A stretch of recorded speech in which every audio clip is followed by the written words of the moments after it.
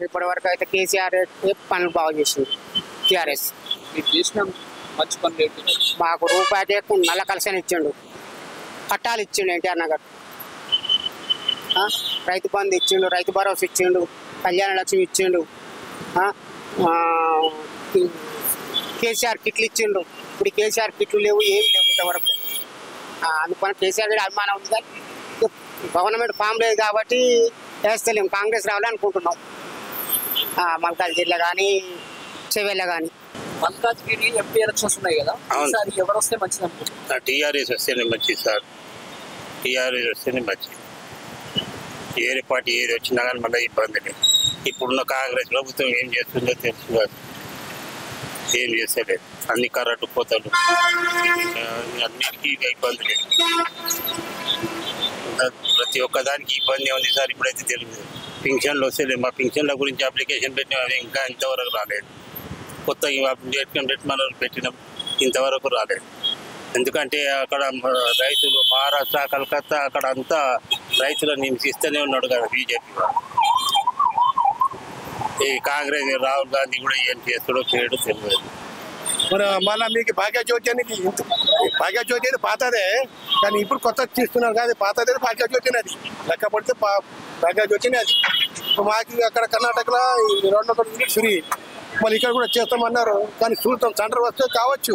లేదు కానీ మేము కాంగ్రెస్కి మాత్రం ఖచ్చితంగా ఓటేస్తున్నాం సార్, అంతే. దాంట్లో డౌట్ అనేది లేదు. ఎందుకు కాంగ్రెస్ అనుకుంటున్నారు? మిగతా పార్టీలకి వేసేది ఏంటో మేము కాంగ్రెస్కి వేస్తాం. మాకు కాంగ్రెస్కి ఖచ్చితంగా కాంగ్రెస్కి ఓటేస్తున్నాం. కాంగ్రెస్ మంచి పనులు అంటే ఇప్పుడు మంచి పనులు చేస్తుంది కదా కాంగ్రెస్, మంచి పనులు చేస్తుంది కాబట్టి ఇప్పుడు మనకు 200 యూనిట్లు కరెంటు ఫ్రీ వస్తుండే, ఇంకోటి గ్యాస్ ఫ్రీ, 500 రూపాయలు గ్యాస్ వస్తుండే, మంచి పథకాలు ఇస్తుంది కదా. ఇప్పుడు ఆ పథకాలలో మాకు ఖచ్చితంగా వేయాల్సిందే.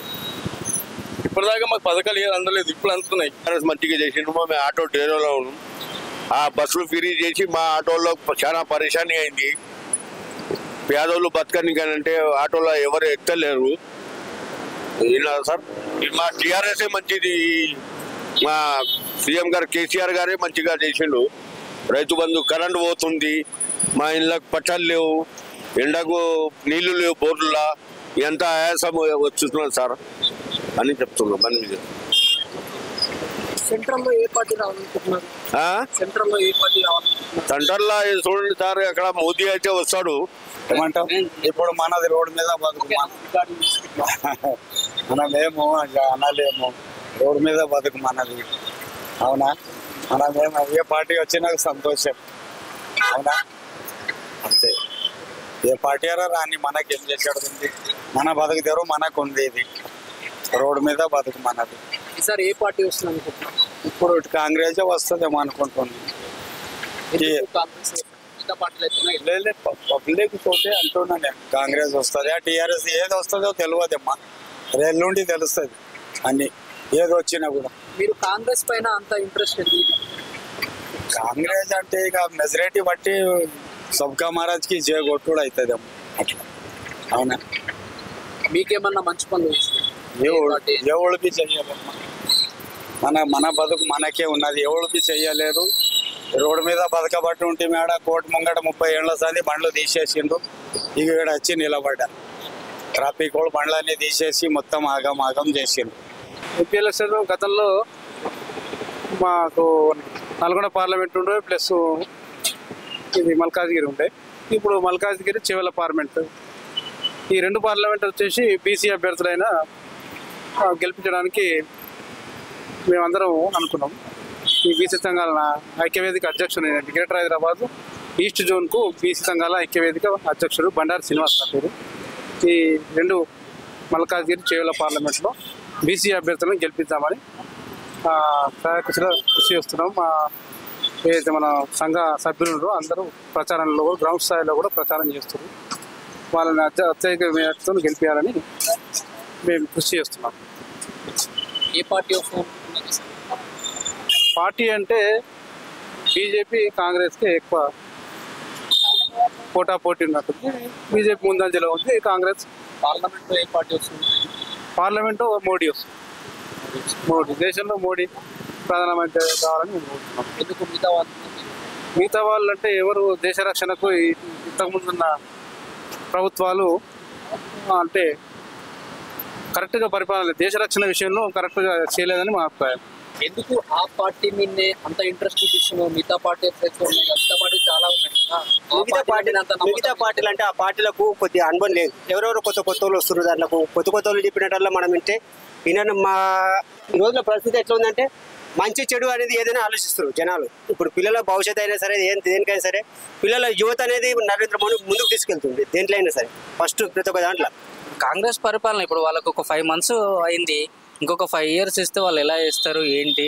ఇప్పుడు అన్ని మన మహిళలకు బస్సు ఫ్రీ పథకం అయింది, మన కరెంటు బిల్లులు కూడా 200 units ఫ్రీ ఇస్తున్నారు, కొన్ని చేస్తున్నారు కదా. మనం ఒక ఎన్ని రోజులు టీఆర్ఎస్ పరిపాలన చూసినాం. ఇప్పుడు ఒక 5 years వీళ్ళు చూస్తే వీళ్ళు మంచిగా చేస్తే మళ్ళీ ప్రజలు కూడా మళ్ళీ వీళ్ళని ఆదరిస్తారు. ఇప్పుడు మనము బీజేపీకి వేసినా వీళ్ళకి వేసినా ఇప్పుడు కాంగ్రెస్ ఇక్కడ ప్రభుత్వం కాబట్టి వేస్తే మనం రేపు ఏదైనా మనకు పథకాలు మంచిగా అందుతాయని నాకు ఆశ. ఇప్పుడు కాంగ్రెస్ ప్రభుత్వం అంటే కొంత అప్పుడే పెట్టుబడి పోయింది కానీ బస్సులకు పెట్టి మమ్మల్ని నాశనం చేసి నోట్లో మన్ను పోసాడు. ఏముంది చెప్పు, రోడ్డు మీద పొద్దున్న తిరిగినా రూపాయి వెళ్తలేదు మాకు. కాంగ్రెస్ ప్రభుత్వం అనుకుంటే వాడు బస్సు ఆడోళ్ళకి తిరిగిపెట్టే మాకు నోట్లో మన్ను పోసి ఏం లాభం? మనకి ఇదివరకే అటో ఇటో కేసీఆర్ గారు ఏదో దొంగ తిన్నడు అన్నో కాడ కానీ సరే మాకైతే అటో ఇటో మేము నడిచింది. ఇప్పుడే ఉంది, ఇప్పుడు పొద్దున చేసినా 100 రూపాయలు వెళ్తలేదు. ఏం వెళ్తుంది చెప్పు? ఇప్పుడు కాంగ్రెస్ ప్రభుత్వం వస్తే కూడా ఎంపీకి వస్తే మాత్రం ఆయన చేసి సొక్కమైన పనులకు ఇక ఇప్పుడే చేయలేదు, ఇంకా ఆయన చేస్తాడు నమ్మకమే ఉంది, ఆయన చేస్తాడు. ఆడు కూడా దొంగ ఉండే పవన్ కుమార్ వాళ్ళకు పోయిండు. ఆడు పార్లమెంట్ లాంటి ఇక మరో తెలంగాణ గొంతు ఎత్తుతేనే కదా మనకి ఏమన్నా రావాలి. ఇక వాళ్ళు ఏం అమలు చేయకున్నా ఇక వాళ్ళకి ఓటేస్తే మనకి ఏం రావేమో అనుకుంటున్నాను నేను. ఎందుకంటే మేము అమలు చేయలేదు కానీ వాళ్ళు మాకే ఓటేసారంటే వాళ్ళు మా దిక్కున్నారు, మేము ఏదైనా జరుగుతుంది అని అనుకుంటారు వాళ్ళు. కానీ వాళ్ళకి కొంచెం వ్యతిరేకంగా ఉండేటట్లు ఉన్నాం మేము. రూలింగ్ ఉందో సెంట్రల్ కూడా అదే వస్తే ఏమన్నా రాష్ట్రానికి నిధులు వస్తాయి, రాష్ట్రంలో ఏదైనా పెండింగ్ ఉంటే ప్రాజెక్టుల గురించి కానీ పనుల గురించి కానీ సెంట్రల్ గవర్నమెంట్ వచ్చి ఫండ్స్ వస్తే రాష్ట్రం బాగుపడుతుంది. పార్లమెంట్ గురించి చెప్తున్నాం. స్టేట్లో ఎలాగైనా కాంగ్రెస్ గవర్నమెంట్ ఉంది, సెంట్రల్లో కూడా కాంగ్రెస్ గవర్నమెంట్ వస్తే బాగుంటుంది. ఎక్కడున్నా మంచి పనులు జరిగినాయి. ఏ రోజు ఎక్కడికి ఎలక్షన్ నిలబడ్డా ఏ పార్టీలో ఉన్నా కూడా మంచి పని చేసింది ఆయన గెలిచి చాలా మంచిది. ఎందుకంటారా 10 మందికి ఉపయోగపడే మనిషి మనకు కావాలి, 10 మంది ఉపయోగపడే మనిషి అవసరం లేదు. కేసీఆర్ ఉండే ఆడు 9 సంవత్సరాలు రేషన్ కార్డులు తీసేసిండు, ఆధార్ కార్డులు తీసేసిండు, పాన్ కార్డులు తీసేసిండు. అందాక గరీబోళ్ళకి ఏమి లేకుండా చేసిండు, వాడు సంపాదించుకున్నాడు. గరీబోనికి ఒక్కటి లేదు, గుడ్డోళ్ళకి లేదు, కూలీలకు లేదు, నోరు లేనికి లేదు, చదువుకున్నకి లేదు, ఒకవేళ జాబ్ చేసడం లేదు, కాలేజీ పిల్లలకి తిండి పెట్టేవాడు కేసీఆర్ గారు.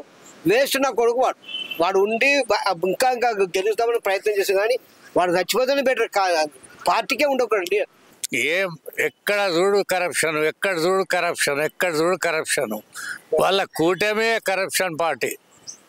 మాయావతి 5,000 కోట్లు పెట్టి ఏనుగులు చేయించింది.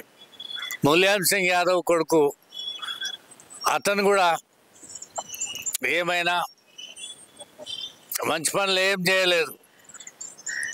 యూపీకి మాత్రము వాళ్ళు ములాయం సింగ్ పార్టీ కానీ మాయావతి పార్టీ కానీ బీహార్లో లాలూ ప్రసాద్ పార్టీ కానీ వాళ్ళ స్టేట్కు మాత్రం ఏం పని చేయలేదు వాళ్ళు.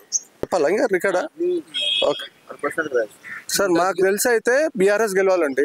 తెలంగాణ డెవలప్మెంట్ అయింది లాస్ట్ 10 years. ఇక్కడ ఏ సూచీలైనా ఏ ఇండెక్స్లైనా కానీ టాప్ 3 places పెట్టింది కేటీఆర్, కేసీఆర్. అంతకుముందు ఉన్న తెలంగాణ అయింది, ఇప్పుడున్న తెలంగాణ అయింది.